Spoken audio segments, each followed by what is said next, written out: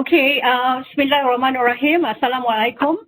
Very good morning, afternoon, and also evening, wherever you are in the part of the world. Greetings from University Technology Mara, Malaysia. So, in Español, buenos días, buenos tardes, and buenos noches. Bienvenidos to the fourth Ambassadorial lecture by His Excellency Mauricio González Lopez, the Ambassador of Colombia in Malaysia. So, muchas gracias everyone for joining us today, especially students from the Faculty of Policy and Administrative Science, the Faculty of Law, and also the Faculty of Business. So at the moment, we have about close to 300 of them online, and many more are joining us via Facebook and other means. All right. So also to our faculty members from University Technology Mara and partner universities from Malaysia and also from all around the world. So thank you for joining us. I'm Dr. Zainab, the moderator for today's program. So just a few gentle reminders to all participants that we all will observe all the decorum during the program. All right. So we will communicate through the chat section. All questions can be posted to our pigeonhole, a tool that we have actually included in the chat room, and also the feedback of the program. So please kindly use the chat room as a place for you to bounce the questions. And of course, when it comes to the Q&A session, we will, looking at the time, if time permits, we will definitely allow some live questions here. So distinguished guests, ladies and gentlemen, we have now come to the main event, that is the Ambassadorial Lecture by His Excellency Mauricio González Lopez, the current Ambassador of Colombia in Malaysia. So once again, Your Excellency, thank you very much. Muchísimas gracias for honoring this request. So with that, please join me in welcoming His Excellency Mauricio González to this event this morning. Also, we have with us our Deputy Vice Chancellor, Professor T.S. Dr. Kamal Haji Harun. So with that, ladies and gentlemen, let us then please join me in welcoming Professor T.S. Dr. Haji Muhammad Kamal Haji Harun, our Deputy Vice Chancellor for Academic and International, to deliver his welcoming remarks. So, Prof, the screen is all yours. Thank you very much, Dr. Zainab. The Honorable Your Excellency Mauricio González Lopez, the Ambassador, Embassy of Colombia in Malaysia, Yang Berusaha Dr. Haji Zainab Haji Muhammad Noor, the Director, Office of International Affairs, OIA at UITM, management team from UITM, distinguished guests, UITM staff and students, ladies and gentlemen. Bismillahirrahmanirrahim. Assalamualaikum, selamat pagi, and good morning to all. I'm happy to be here today for the virtual ambassadorial lecture series presented by the Ambassador, Embassy of Colombia in Malaysia, the Honorable His Excellency Mauricio González Lopez. Your Excellency, thank you for making the time to share your vast experiences with us. It is indeed heartwarming to see so many of you here online, and as we cope with these changes around us brought about by the pandemic. The current crisis we find ourselves is unparalleled in its scale in modern history. The fight is unfortunately not over yet. Nonetheless, we will forge ahead better and stronger as we seek new opportunities to connect with the rest of our community and other parts of the world. Distinguished guests, ladies and gentlemen, today's event marks a positive step towards cementing our initial collaboration between UITM and the Embassy of Colombia.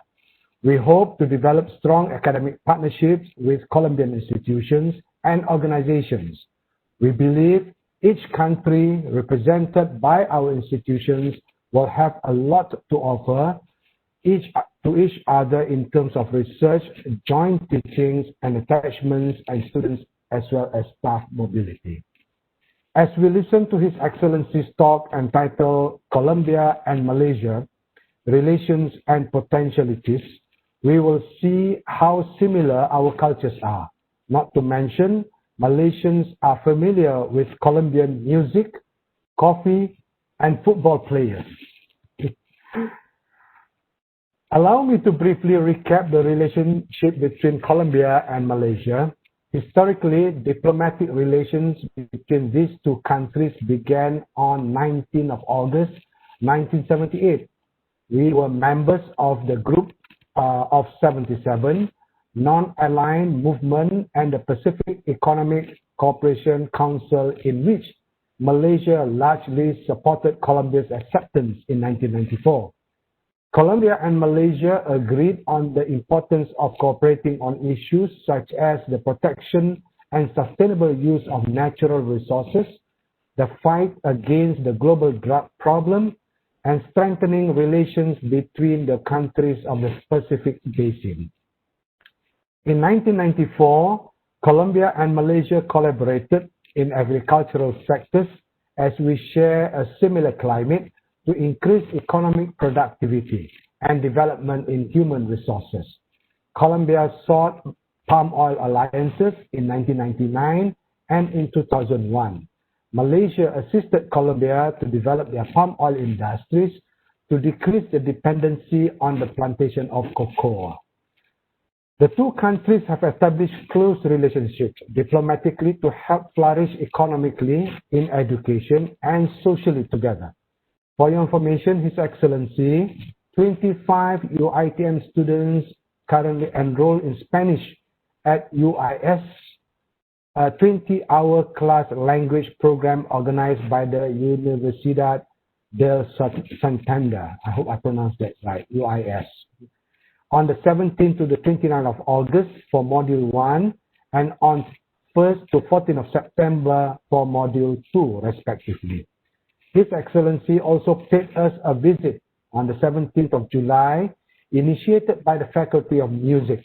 As a result of the courtesy visit and meeting at Office of International Affairs on 7th September, Mr. Raul Sanchez Nino, the Deputy Head of Mission, Minister, Embassy of Colombia, a few interesting programs to showcase the best of Colombia has been planned.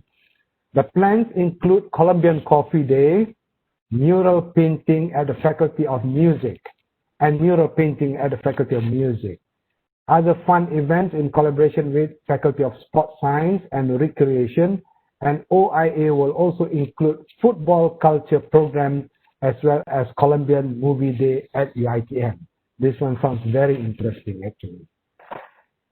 On that note, the Embassy of Colombia has generously donated novels by Colombian Nobel Prize winning author, Mr.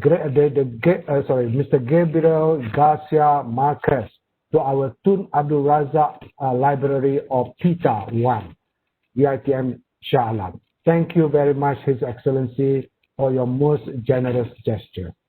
Ladies and gentlemen, I certainly hope students and staff at UITM would benefit from today's lecture by His Excellency. Exposure to international speakers will lead UITM students and graduates to think in a more globalized manner, aware that the world is now very interconnected.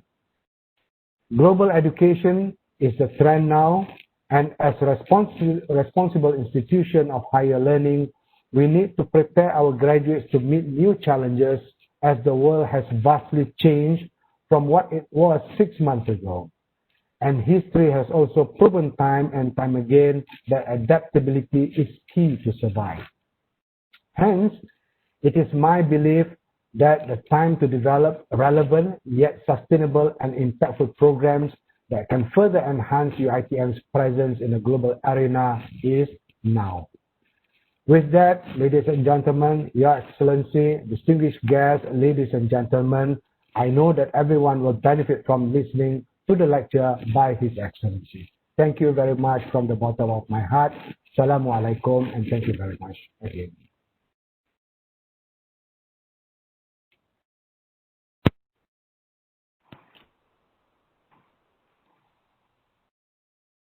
Is the ambassadorial lecture by His Excellency Mauricio.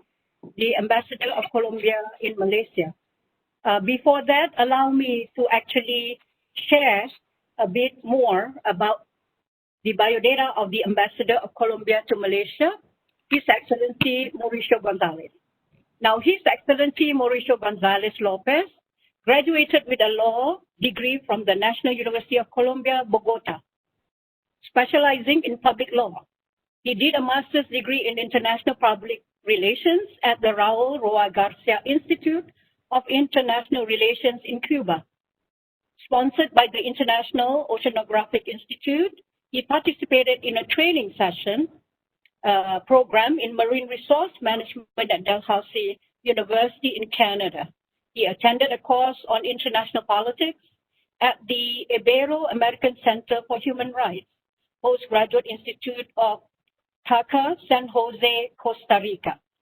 In his more than 35 years with the Ministry of Foreign Affairs, he has held the positions of Deputy Director of Latin America and the Caribbean, Advisor to the Vice Minister of Foreign Affairs, and in the multilateral area, he has served as the Deputy Director of International Organizations and Director of Multilateral Political Affairs. Now, His Excellency held many illustrious positions, was with the Foreign Ministry, and among them, being the Executive Secretary of the Colombia-Peru Neighborhood Commission, Executive Secretary of the Presidential Negotiating Commission, Colombia-Venezuela, and representative for Colombia to the high-level group for the integration and border development of the Andean community. And His Excellency has also taught at the tertiary level in the area of public administration and done extensive research on regional integration issues, published articles on immigration issues, as well as developments in border integration. And of course, in the last 3 years, he was president of the Interinstitutional Committee Against Illicit Traffic in Small Arms and Light Weapons, and president of the National Authority for Compliance with the Chemical Weapons Prohibition Treaty. His Excellency has also served as Consul General of Colombia in Belgium and Luxembourg, Minister of Colombia in Cuba, Ambassador Extraordinary, and also for Paraguay, South Africa, and concurrent ambassador of Botswana, Mauritius, Mozambique, and also Namibia. So distinguished guests, ladies and gentlemen, we know it's going to be a very exciting and a great sharing session today by His Excellency. So with that, please join me in welcoming His Excellency Mauricio Gonzalez Lopez, the current ambassador of Embassy of Colombia in Malaysia. So His Excellency, the screen is all yours. Thank you very much. Good morning for everyone, and thanks for the gentle and kind introduction. First of all, allow me to express my gratitude for this opportunity to be present virtually at this prestigious and renowned Malaysian Academic Center, University Technology Mara, UITM.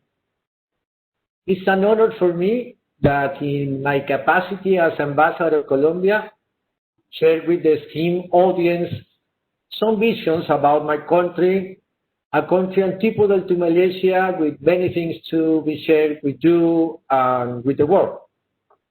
I highly appreciate your participation and your interest in Colombia, but I especially want to thank the Vice Chancellor, Dr. Haji Mohammed Kamal Haji Harun, his team in charge of the International Relations Office, headed by Dr. Haya Saina, for giving me the privilege of being present in this virtual space arranged by UITM.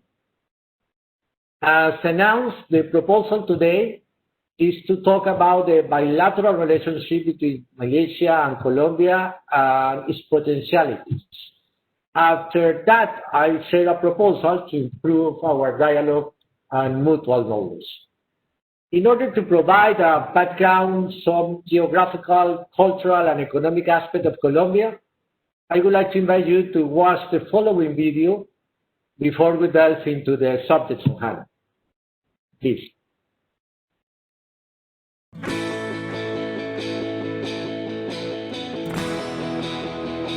Colombia has undergone a positive transformation, and it's time for the world to see it. We are growing, and we want you to be part of this journey, especially if you are looking for the best investment destination. For many years, we have worked for the ideal scenario to become a source of infinite opportunities for investors. Nowadays, Colombia is one of the countries with the highest growth rate in the region, providing the best conditions for those seeking to expand their businesses.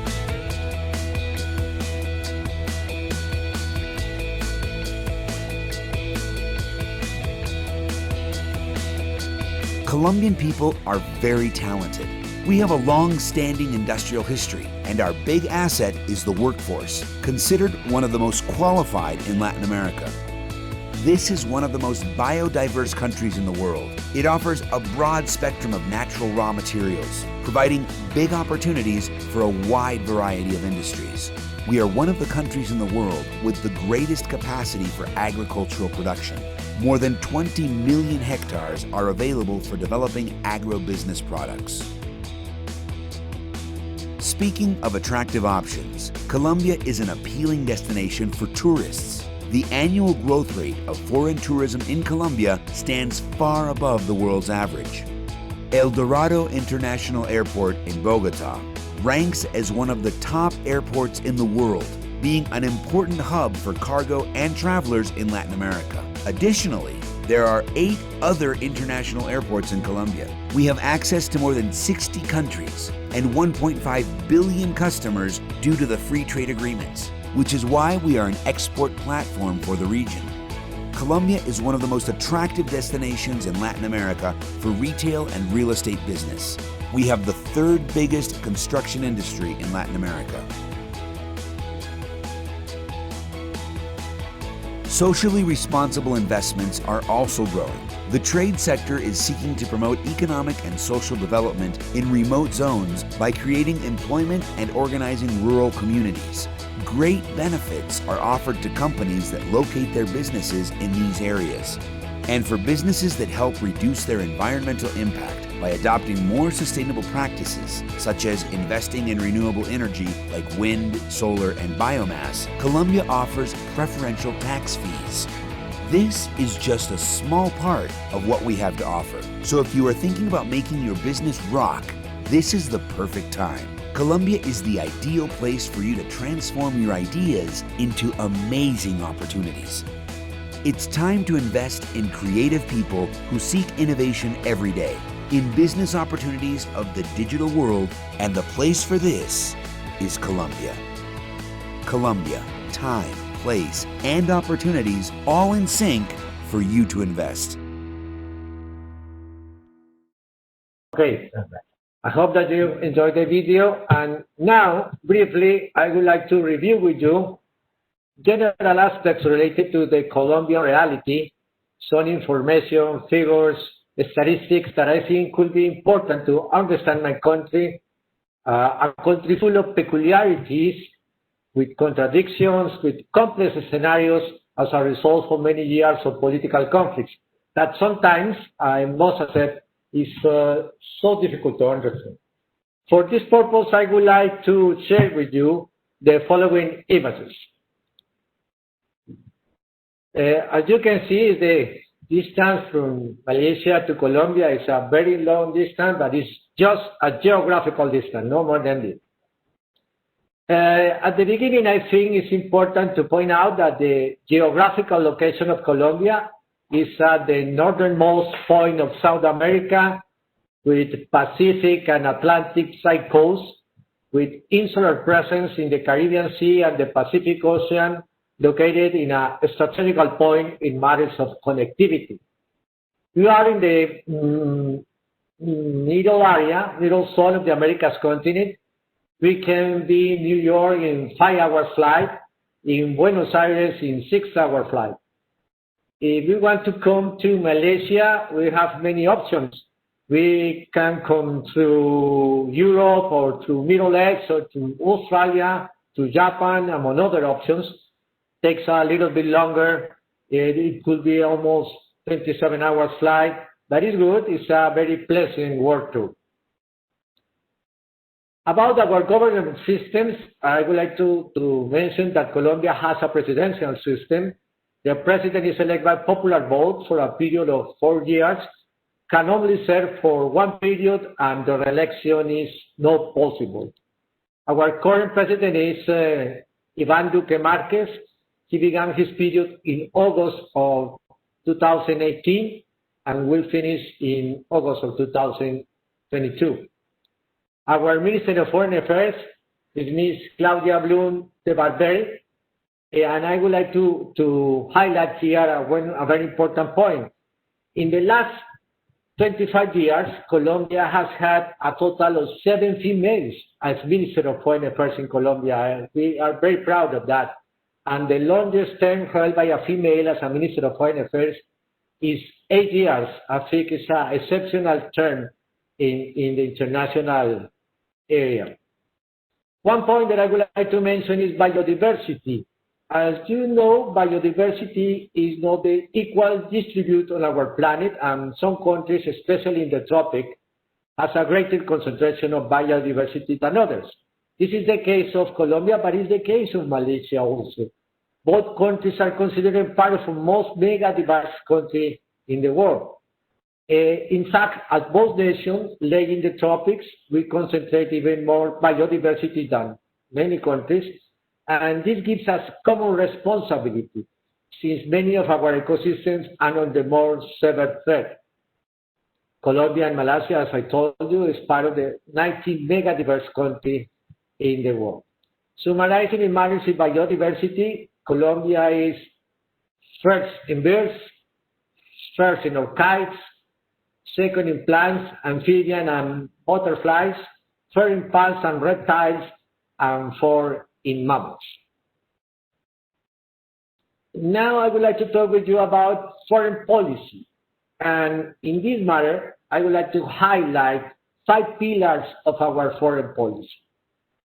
Our foreign policy is actively engaged in the international agenda, having the rule of law, international security and stability, and participate democracy as our priorities.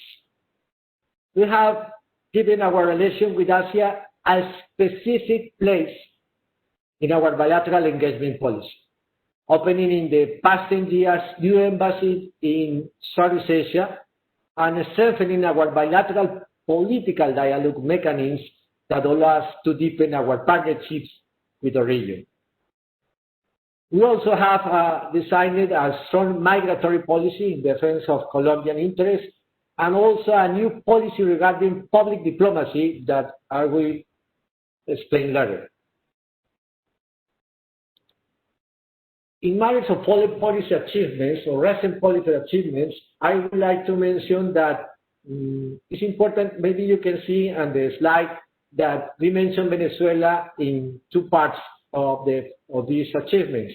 And I would like to explain why we mentioned Venezuela. Venezuela and Colombia are neighbors countries, have a common history. Both countries were born as independent countries at the same time. We obtained our independence hand in hand almost 200 years ago. And additionally, we share 2,219 kilometers of land border.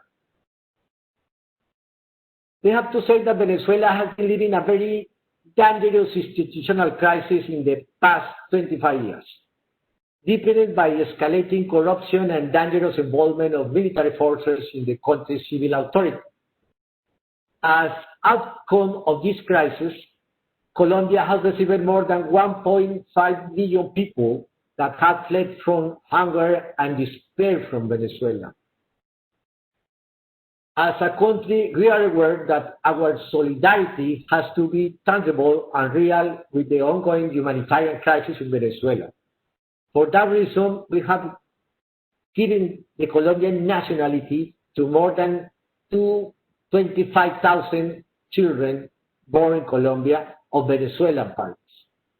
That were in danger of being in a situation of statelessness that is very sad. Venezuela needs to establish a transition government that can help in their economic and social recovery, and needs to call on truly free elections where the rule of law can be recovered. For us, it's very important to explain to you this point. Another important achievement of the foreign policy, of the recent foreign policy of Colombia, is the leadership in the Group of Lima. And I would like to explain to you what is the Group of Lima. The Lima Group is a multilateral forum that was established in 2017, in which 12 countries are engaged in the common purpose of establishing a peaceful exit to the present crisis in Venezuela. Another point that I would like to highlight in this topic is the scientific and sanitary diplomacy. I think it's important to mention that its objectives are to facilitate access to technologies that allow to face the public health effects that caused by the pandemic, to position the country as a partner of benchmark innovation science technology. It's a strategy that my government has designed in order to face the pandemic. In matters of bilateral achievements, I would like to point out the achievements in bilateral cooperation that we can establish. And as part of these achievements, and as part of the results of our scientific and sanitary diplomacy, I would like to mention the cooperation dialogue established with Malaysia. This process began in April of this year. In June, I had the opportunity to meet with the Minister of Health of Malaysia in order to formalize this link of cooperation. And we think that in this week or maybe next month, our authorities, our health authorities, will have the first virtual meeting in order to concrete some aspects of this bilateral cooperation. The main purpose of this cooperation is to exchange experience about to manage the pandemic. As another achievement of our foreign policy is of this sanitary diplomacy are the donations that we can obtain from Korea, Japan, China, Canada, US, European Union, among others, in order to support Colombia to face the pandemic. One point that I would want to explain to you is the Pacific Alliance. We consider a Pacific Alliance a real achievement of our foreign policy. What is Pacific Alliance? Pacific Alliance is a mechanism of regional integration comprised by Chile, Colombia, Mexico, and Peru. For us, it's the main integration mechanism in Latin America that allows South Asian countries to work together in order to foster production, integration, funding of exports, to ship value-added products to this important region in the Americas. We think that for Malaysia is the mechanism that presents the best opportunity to further grow trade and investment ties with Latin America. It is also a way to facilitate cultural and common tourism projects, both within Pacific Alliance and also between its members and Southeast Asia countries. Some figures of the Pacific Alliance I think is important to know is that in total we have 225.3 million of people. Our GDP per capita in the mechanism, in the old countries, the mechanism average is US $18,921. And one point that is very important for me to underline is that we have designed a platform that has a very important result. Is we can grant 2,240 scholarships for Latin American students, Mexican, Peruvian, Chilean, and Colombian students. And I think it's a very important migratory mobility platform adopted by the 4 countries. About the Colombian economic profile, as you can see in this image, Colombia in the year 2019 showing a healthy and steady growth, with the second highest increment among the largest economies in Latin America. For the year 2020, as you can imagine, the crisis caused by the pandemic has also taken its toll in our economy. But again, given our strong economy long-term policies, we expect to be less affected by this ongoing turbulence in comparison with our neighbors' states. All forecasts from international organizations and private sector are considering is in the good perspective figures that Latin America and Colombia will have in 2021. This gives us hope that our economy will bounce back from the crisis and will be ready to engage with the strategic partners such as Malaysia to work together for the mutual benefit for our people. Here we can see some figures about the economic performance of Colombia in the last years. Here it's important to highlight the contribution that mineral export has in Colombia's economy, especially since 2018. The perspective of our exports is, as I mentioned again, positive for the coming years, and our exports portfolio with a balanced offering of mineral and non-mineral goods and service will have an important recovery in 2021. Here I have a mention, I would like to mention some current trade agreement that we have. Colombia has a strong policy regarding its trade agreements and has built an important network of such agreements in the past 20 years. Colombia has to see from Malaysia as a gateway for its investment endeavors in Latin America. Our trade opportunities with the rest of America thanks largely to the establishment of this mechanism gives Malaysia goods and services the potential to reach out to the entire continent. This potentially is favored by the strategic location that Colombia has in the Americas with ports in both oceans. About the bilateral trade. Our bilateral trade, as you can see in these figures, is cyclical and dependent on a specific event.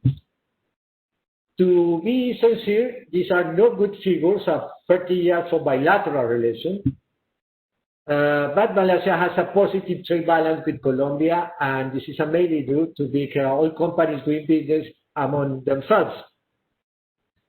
We need to understand both our markets better in order to enhance our bilateral trade. But I will talk again about this topic in a few minutes. Now, I would like to talk about potentialities. I think it's important to mention, you talk about the potentialities of the bilateral relation.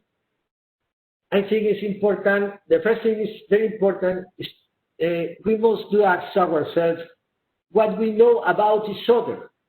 I think it's an important question. And here, in my opinion, the problems begin. The hard reality is that after 32 years of having established diplomatic relations, we have to accept that there is a great mutual ignorance, almost an indifference between both countries. But it's not the fault of either of the two, Malaysia or Colombia. In my opinion, it's a logical outcome of the contemporary government inertia in which the trade topics have been privileged over all other aspects of international relations between Asia and Latin America.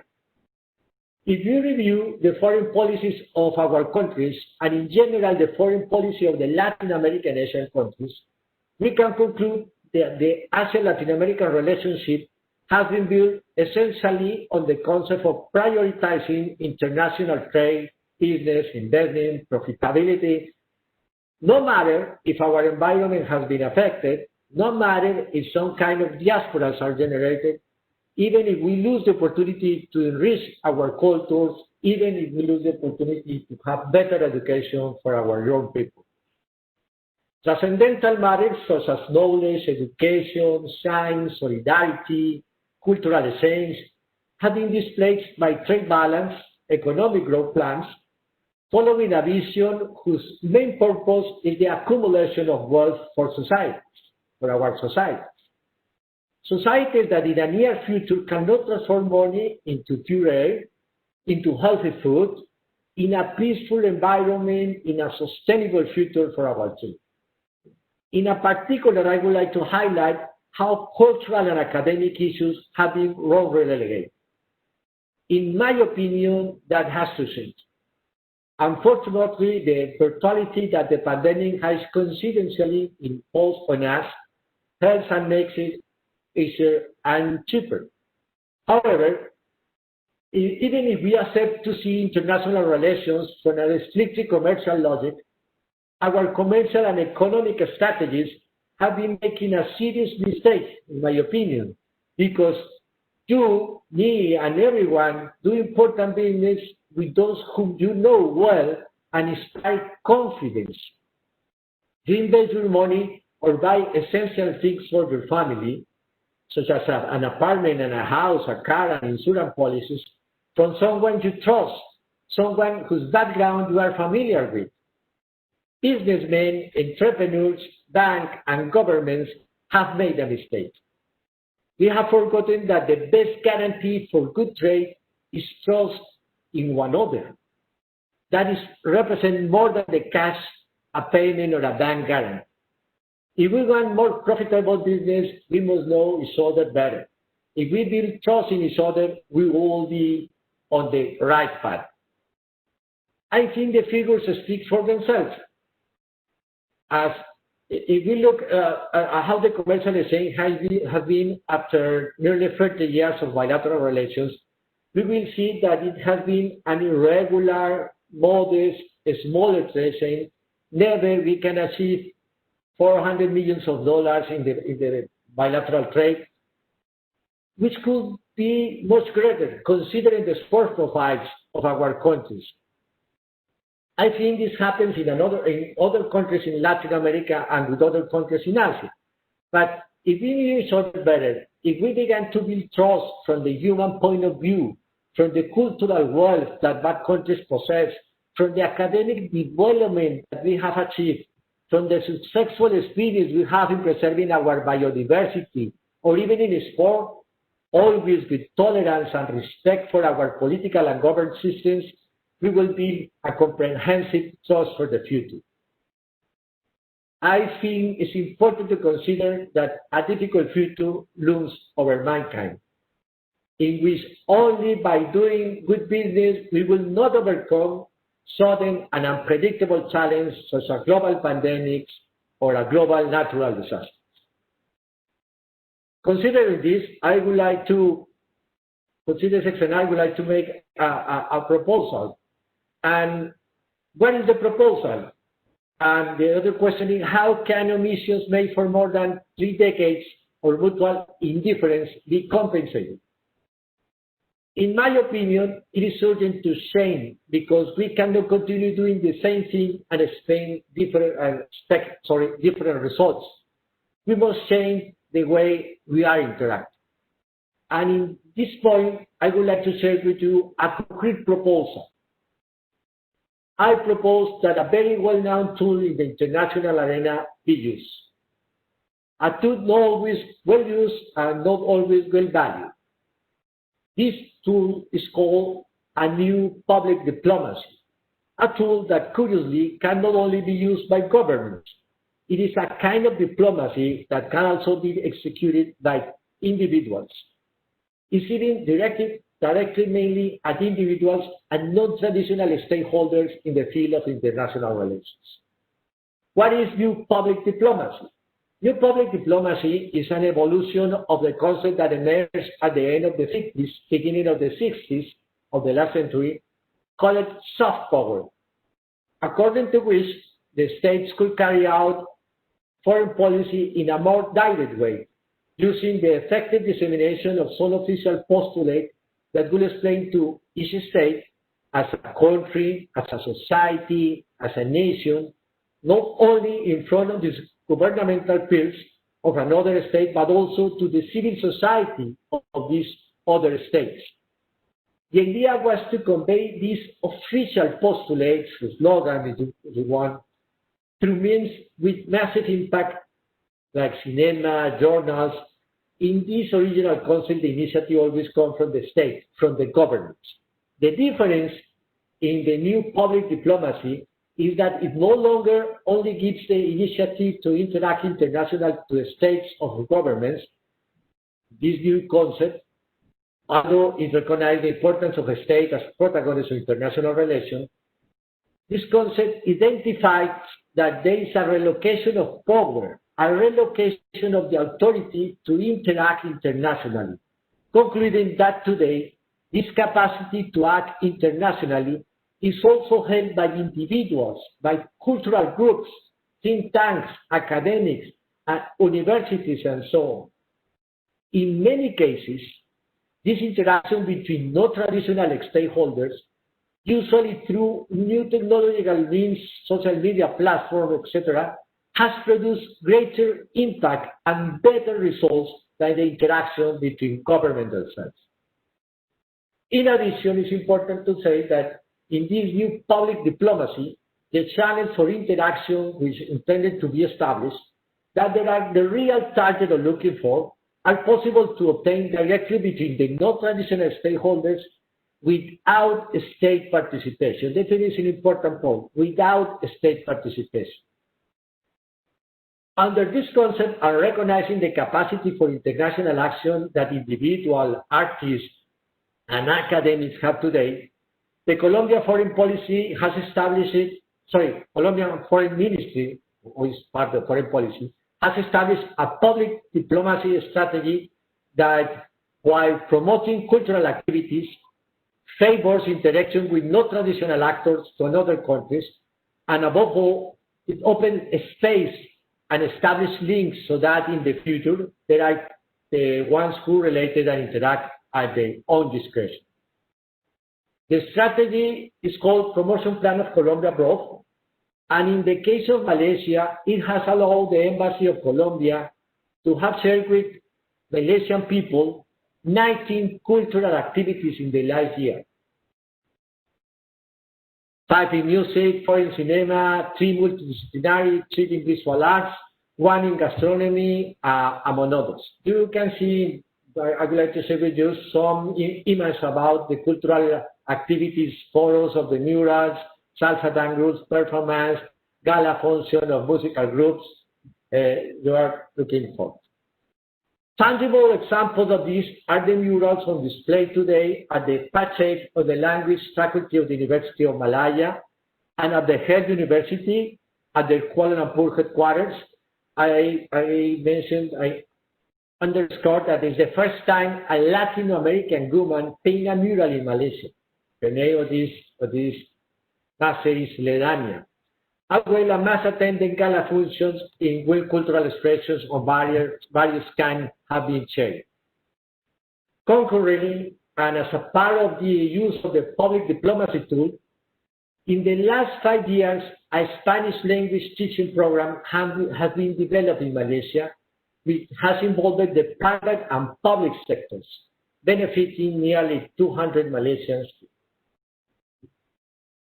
But there is more to do done in public diplomacy in the case of Malaysia and Colombia. And we are doing precisely with the UITN.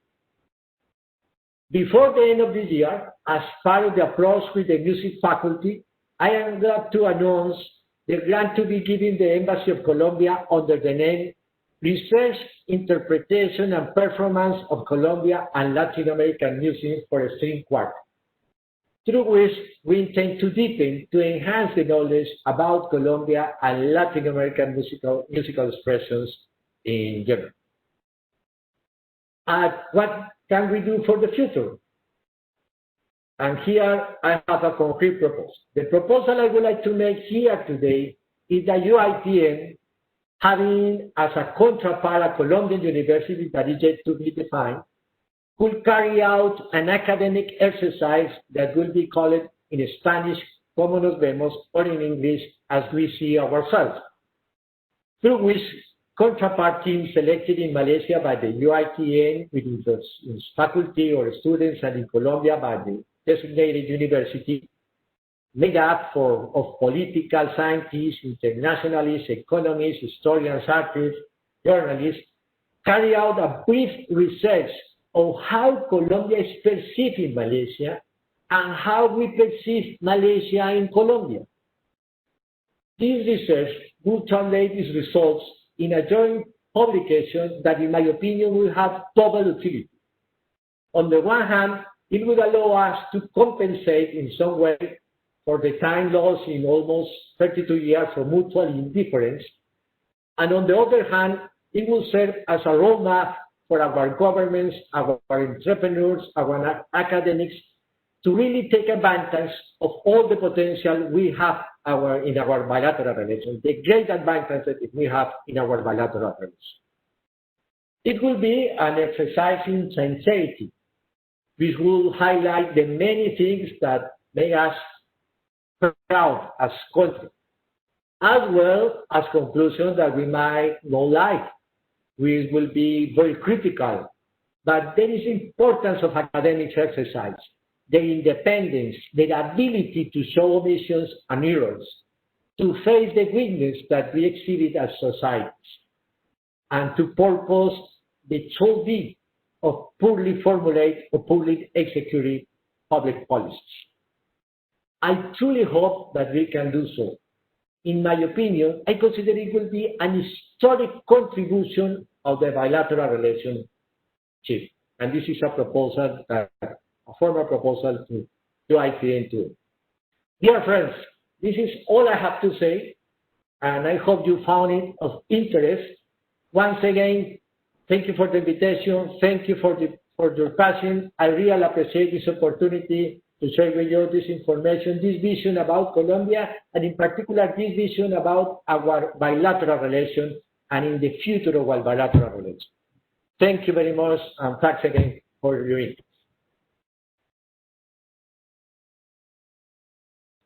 Thank you very much, Your Excellency, for the very enlightening sharing of Colombia as a country. And today's ambassadorial lecture is really popular because I think the audience out there, close to 700 of them that have actually signed in. And bravo, Your Excellency. It's a new topic, and I'm sure our students are very interested to know more about Colombia, and I think you've done justice to that from your lecture today. So I'm very certain at this point, there are also a lot of questions already posted in our pigeonhole. So let us now go to the pigeonhole and share the questions to Your Excellency. And some of the questions, Your Excellency, are in Espanol. So you may want to focus on the questions, and I'll try my level best also. All right, let us zoom at the questions, please. So Your Excellency, the first question, does the Colombian government offer any scholarship for ASEAN students? Okay, thank you for the question. Well, we are considering some mechanism to establish a cooperation in matters of education with ASEAN. Actually, through our embassy in Indonesia, in Jakarta, with the Secretary General of ASEAN, we are considering these possibilities. But I think it's important that right now we have an offer of some opportunities, especially, as I mentioned during my speech, in Spanish, in language Spanish training. But we have some opportunities that we are trying to elaborate better with my authorities, and we hope that in the near future we have a consolidate an offer in matters of education for Asian students. I think it's a near possibility, and it's important to remark that maybe it's an option between ASEAN and Pacific Alliance. We are working very hard in that, and we hope that in the near future we have achievements in this matter. Okay, thank you very much, Your Excellency. We'll move on to other questions. All right. Okay, let's look at question on the challenges that comes with the global crisis, all right, i.e. COVID-19 and political turmoil, especially in bilateral relationships. Is there any collaboration in sharing expertise regarding COVID-19? And I'm sure you mentioned just now your visit to the Ministry of Health and so forth. So maybe you can elaborate more on that, Your Excellency. Sure. About this topic, the first that I would like to say is that we really appreciate the generous attitude that the government of Malaysia, the Malaysian authorities in general, has had with Colombia. For us, it's very important to know more about how Malaysia managed the pandemic, the different decisions that that you adopted in matters to obtain a more effective results to, for example, manage the clusters. We are working very hard in that. The Minister of Health of Malaysia offered in a very generous way all the experience that you have had, and I think in the next month we can establish a roadmap, an action plan in order to cooperate between Colombia and Malaysia. We know, you are agree with me, I think the only way to an effective form to face the pandemic is the international cooperation. And for this reason, I really appreciate the offer, the generous attitude of the Malaysian authorities in this matter. Great, thank you. All right, we shall move on to maybe those questions in Spanish that Your Excellency can choose that you would like to address. Okay, here is Brenda. Send a question in Spanish. ¿Cómo mantener una buena confianza entre la relación del político malayo y el político colombiano? Es complicado. I don't know if I will respond in Spanish or in English, but I think in English is better, right? Yeah, better in English, okay. The international community. Yeah, thank you. Okay. The bilateral dialogue, the political bilateral dialogue is very important, and for this reason, we have a very important approach to the Malaysian Parliament, especially for the International Committee. We are trying to identify some topics, some matters that our politicians and the Malaysian politicians can identify as with some potentiality. As you mentioned in the question, it's a little bit complicated, because the junctures are different, because the internal agendas are different. And one point is very important to mention, because the government systems are different. But in any case, we think that we can establish a dialogue, and we are working in that. It's a complicated topic. The scenarios in Malaysia right now, as you know, are very complex, and in Colombia is similar. We have two different visions about many topics, but is a point in our agenda, it's an issue in our action plan. I have to say that it's complex, but it's one of our targets in a medium term. Great. All right, we shall move on with a few more questions. All right, I'll pick up on the question in English. Hola, Your Excellency. One of the issues with culture exchanges is cultural appropriation. What line should be drawn between appropriation and appreciation for the Colombian culture? Muchas gracias. About this, the line should be drawn between appropriation and appreciation for the Colombian culture.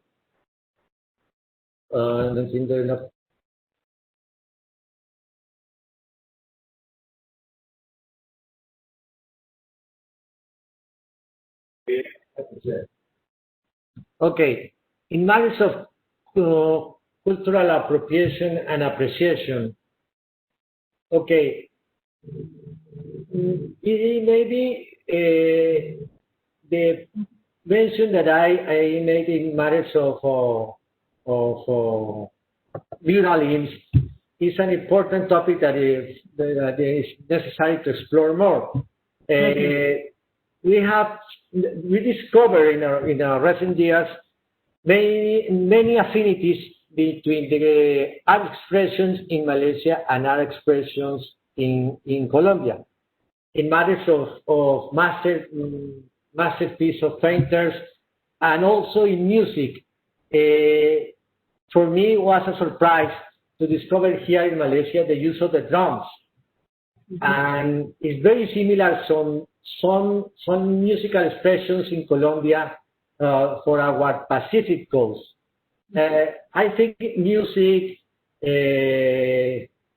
neural expressions, and other things can be explored.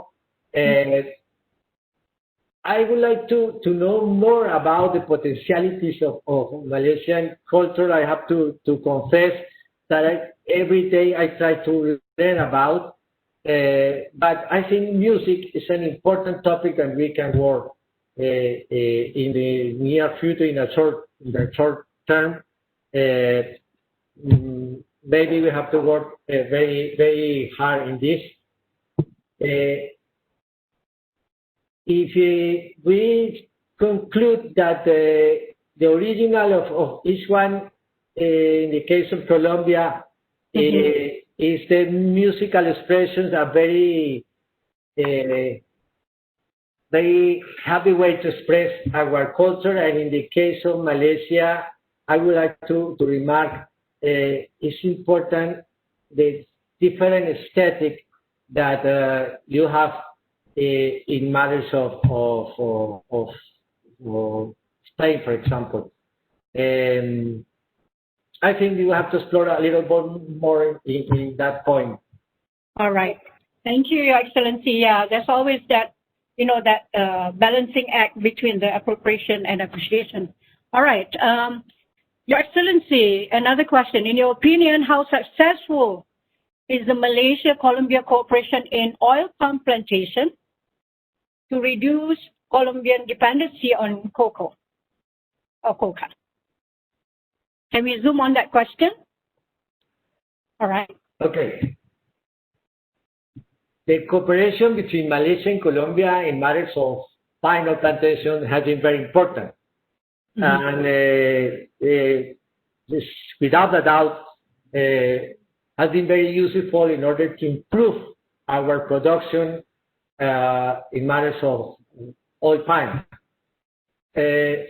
Maybe we don't reduce our Colombian dependency of cocoa, because our more important point issue is cocoa, it's coffee. Maybe the mention is not about cocoa, it's coffee. But I think are two different fields in our agricultural production. Coffee is a very consolidated issue of our economy. Oil palm plantation now is a project in way to consolidate. One important thing in the case of oil palm plantation and the matters of oil palm is the very complex situation in the international market. And I have to say that this situation, the problem with the European Union, affected our national production. We are trying to improve the social participation, the social role of the oil palm plantation in Colombia. And I would like to highlight this. Maybe it's not an important issue in our export offer as a country, but it's an important point in the purpose to recover some rural areas affected by the violence. And in this point, the oil palm has an important role right now in Colombia. Great, thank you. All right, we shall move on. Maybe just a couple more, if we can move on. Now, I'll take it from a student here. If I'm interested to further my studies in Colombia, of course, talking about pursuing a language course, are there any potentialities or wide opportunities to get scholarships or being sponsored? Sure. We have a Colombian institute in charge of this matter of the scholarships for the foreign students. And I'd be glad to give information for all the people or the students interested in that. Sure, we have an option that Malaysian students receive scholarships to go to Colombia. Great, excellent. Thank you very much, Excellency. All right, so we'll look at few more questions here. All right. Now let's go with research, right? So the question asks, Are there any students-focused research grants from the Colombian government, all right, or universities for Malaysia? So perhaps can see that this may help to strengthen bilateral relationship through the youth engagement. So are there student-focused research grants? Okay, as I mentioned during my speech, the Embassy of Colombia and the government of Colombia have the high interest to improve our relation in matters of academic topics with the university. And one of these is the project that we have the university, the UITN, in matters of music. And we are open to explore another options to grant some projects with the universities for the Malaysian universities. Sure, we are in the best disposition. We are at your disposal if we want to submit our considerations, some projects about that. We are very glad to hear the interest, and we are at your disposal and the disposal of the students to study this option, to consider these options of new projects. All right, great. Okay. Perhaps one last question here before I open up to one or two live questions from our students. All right. A very simple question here. It says, what are needed to be a good international ambassador? Very simple question, Your Excellency. What are needed to be a good international ambassador? Well, it's a very simple question, but at the same time, it's a very deep question. Mm-hmm. I think that today, obviously, it's very important that any people that want to be part of the diplomatic service of one country has a good preparation, a good academic support, a good academic education, a very high level of knowledge about the international relations, about economic issues, about the sanitary issues today, about the environmental issues.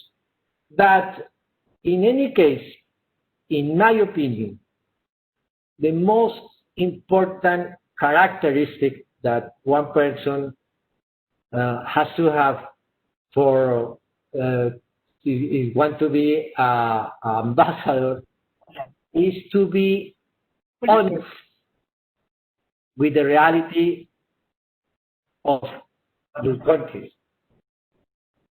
To be clear that you are a public servant for your country and for your people, not only for a government. The governments pass. You have different governments, but you never lost that your responsibility, your commitment is with your people, with your state. You have to be clear in this, and you have to maintain this in your mind. You are a public service for your people. No matter where are you in Africa, in Latin America, in Asia, in Europe, always you are a public servant, and you have to serve to your people, essentially for your people. I think it's the most important point if you want to be a member of a diplomatic service. Yeah, thank you very much. I'm sure students who are interested in this field getting a lot from your wisdom of being an international ambassador. All right, I was told that there are a lot of hands trying to ask live questions now, but unfortunately we're not able to entertain, all right, the live questions because there are a lot of questions here. Okay, so Your Excellency, how do you promote students from Colombia to study in Malaysia? It's a good question, and I think we have to work together in that because I think it's the best way to try to improve our mutual knowledge. Mm-hmm. As I mentioned, I think we have to change the way that we are interacting. I think the universities are the best field where we can use what we can use in this topic. We have to promote that for the reason we are trying to develop this new public diplomacy that I mentioned. UITN is our best partner right now, but I would like to explore many possibilities with other universities in Malaysia. And in the same way, my colleagues, the ambassador of Colombia and other countries in Southeast Asia, are working in that purpose. But I would like to say that we are open here in the Embassy of Colombia to consider some projects from the students, from the universities. I think we have many options and we have a great potential in matters of academic cooperation between the two countries. Yeah, great. Okay, one last question here before we move on. Yeah. So, very simple question, because I'm sure students are interested to pursue their study to Colombia now, having heard from you. So, do they need to apply for a student visa? Sure, it's necessary to apply for a student visa, but it's very simple. It's very simple. If you want to go to apply for a university in Colombia, it's very simple to obtain the visa. You have a option to apply online in a very simple way, and you obtain a very fast response just in a few days. It's so easy. It's so easy, and we are at your disposal again. If you need some help about that or some assistance, please consult us about that. Yeah, thank you, Your Excellency. That's very comforting for them to hear that, because visas has always been constant problems with different countries. Anyways, so it's very comforting there. Okay, I think I know there are many questions out there, but we can pose the questions later to you and to Mr. Raul, that we can get answers later and pass it to our students or participants who have actually raised those questions. So once again, muchísimas gracias, Your Excellency, for the wonderful presentation and entertaining all the questions. You know, we can't entertain all. Thank you, audience, for your questions. All right. It is also a great pleasure today, all right, for University Technology Mara, and also to really thank Your Excellency for the kind gesture that is the book donation from the Embassy of Colombia to our Tun Abdul Razak Library at University Technology Mara. So with that, I would now like to share the montage, all right, of the book donation from the Embassy of Colombia.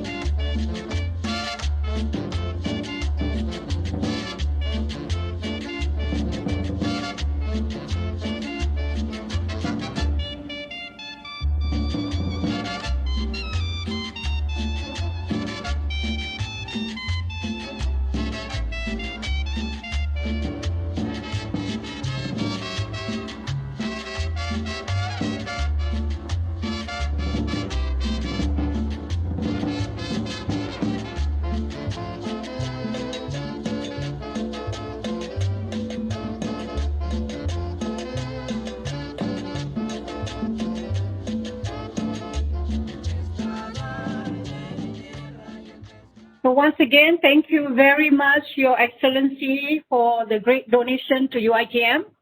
Of course, we are showcasing it virtual, But we pray very hard that there can be a physical event that can be done for the embassy to actually donate the book physically to the library. All right. So very quickly, just to brief everyone, that the books are actually a collection of a Colombian novelist, short story writer, screenwriter, and also a journalist, known affectionately as Gabo or Gabito throughout the Latin America. So a Nobel Prize winner for literature, whose book title 100 Years of Solitude made him the giant of the 20th century literature. So again, we know because of the genre known as magical realism, where the storms rage years, flowers gave from the skies, tyrants survive for centuries, priests levitate and corpses fail to decompose, and many more lovers rekindle their passion after a half century apart. So sadly, the author, Gabriel Garcia Marquez, he died in 2014 at the age of 87 in Mexico City. So once again, muchísimas gracias.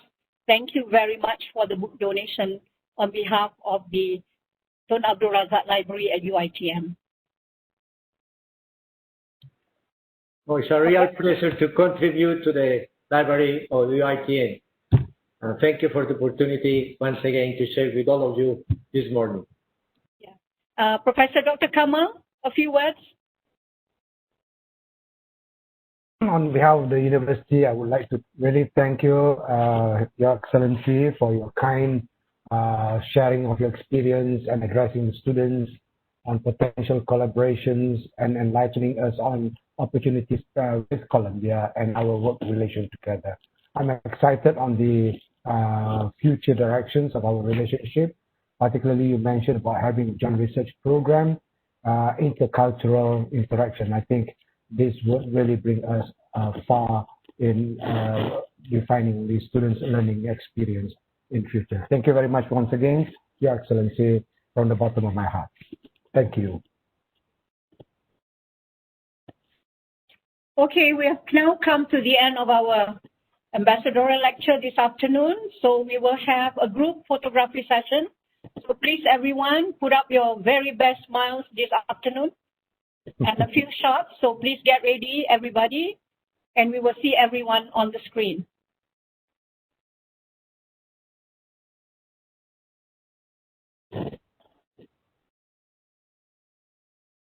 There will be a few shots here, so we'll let everyone be seen here, unless they're not turning on their videos. Just going to take a few minutes. Yeah, we're going to get more people to join us. Oh, I see Prof. Niza. Yes, from UTM. Hi, Prof. Yes, good. We can't see them, Dr. Zainab. I can't see any of them. Many more is coming in slowly but surely, Prof. Yeah, slowly but surely. Because there are many screens. There are 600 of them. So it's going to be screen by screen. Yeah. But I can't see the screen. but you're okay. We can. You're on. Okay.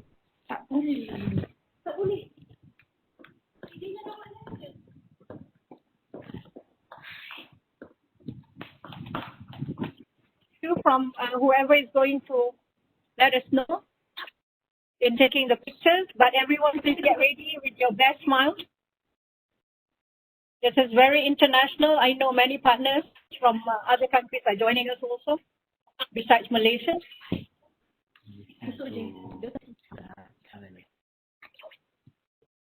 Okay, are we ready for the first screen?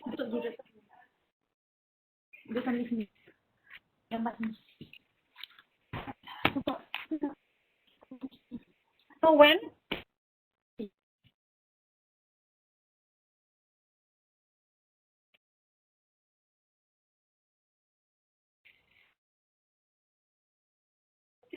So best smiles. Look at the camera. Yeah, we see you smiling now.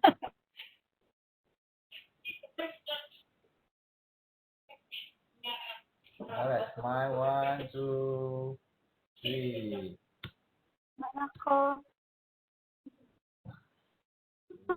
One more. Did you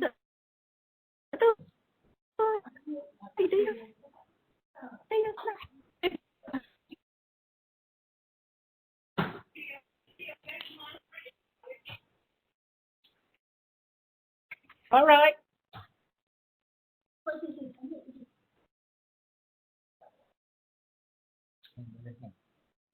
Okay, 1, 2, 3.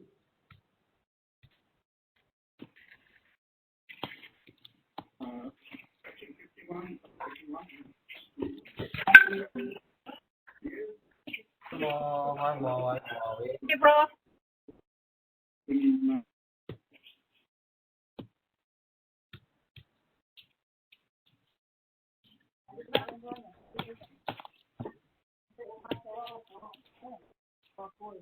Okay.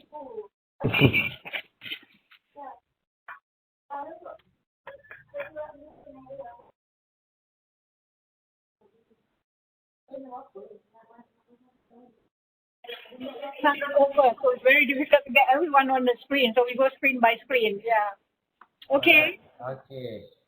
All right. All done. Okay, done. All right. Thank you very much, Prof. and everyone. So, muchísimas gracias. Adios, everybody. See you again soon. Bye. Adios.